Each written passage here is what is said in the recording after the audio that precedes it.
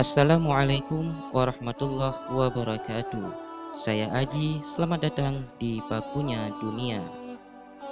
Keberadaan ulama di atas permukaan bumi ini laksana bintang di atas langit yang dapat memberi petunjuk bagi orang-orang yang membutuhkan. Dan pada pertemuan kali ini saya akan membahas kisah habaib. Namun sebelum lanjut, jangan lupa like, komen, dan subscribe. Dan langsung saja, berikut adalah kisahnya. Ya Nabi salam alaika, Ya Rasul salam alaika.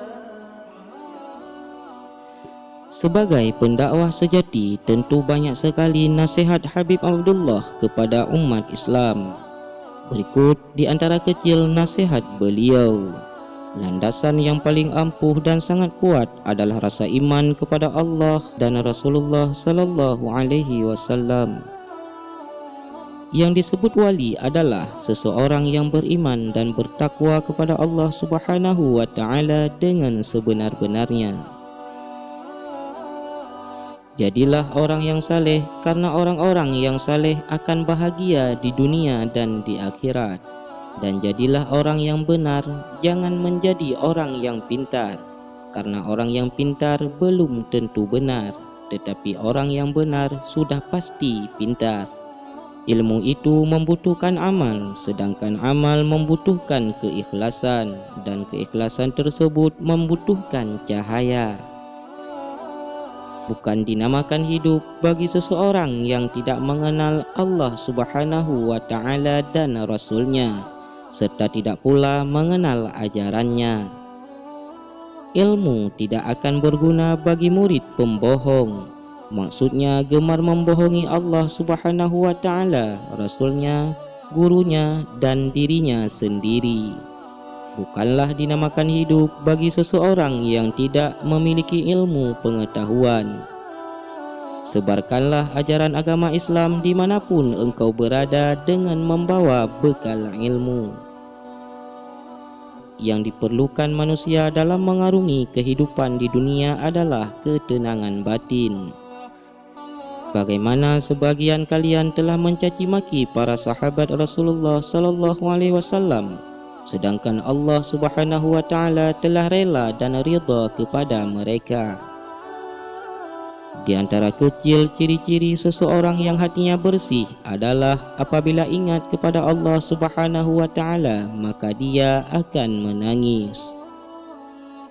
Islam merupakan agama yang sangat rasional dan sebagai agama perjuangan.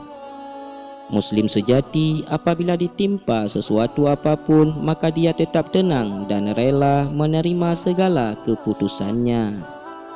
Cobaan dan ujian apabila diterima dengan ikhlas dan husnudzan kepada Allah Subhanahu wa taala, maka akan mendekatkan seseorang tersebut kepada derajat kewalian.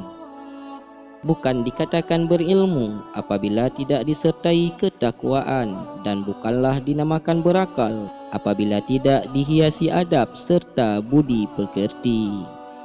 Seseorang yang menaruh rasa cinta kepada baginda Nabi Muhammad sallallahu alaihi wasallam tidak akan pernah merugi di dunia dan di akhirat. Seseorang yang sedang menuntut ilmu agama dengan penuh keikhlasan semata karena Allah Subhanahu wa taala, lalu dia dianugerahi dapat bermimpi baginda Nabi Muhammad sallallahu alaihi wasallam, maka pertanda bahawa dia akan dijadikan orang alim.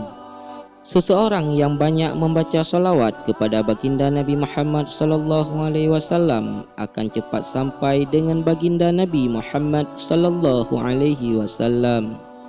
Ilmu adalah pembuka hati yang tujuannya untuk mendekatkan diri kepada Allah Subhanahu wa taala.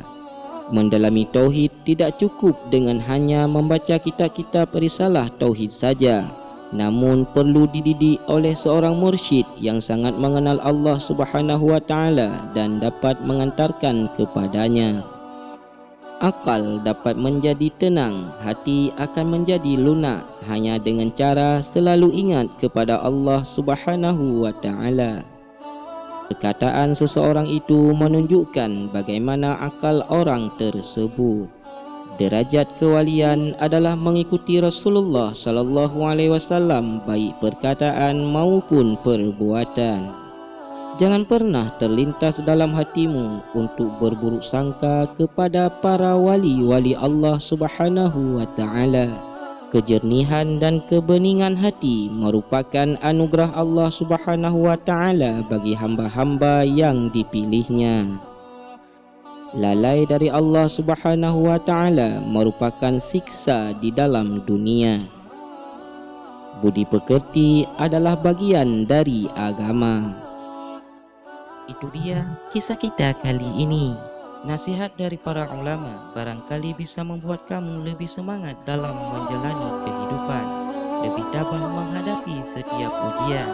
Jangan pernah merasa bahwa hanya kamu satu-satunya yang diberi ujian. Setiap orang memiliki ujiannya sendiri dalam kehidupan. Menjadi menang atau tidak atas ujian tersebut tergantung usaha kamu dalam menyikapinya. Saya Aji, Pakunya Dunia, undur diri. Wabillahi taufiq wal hidayah. Wassalamualaikum warahmatullahi wabarakatuh.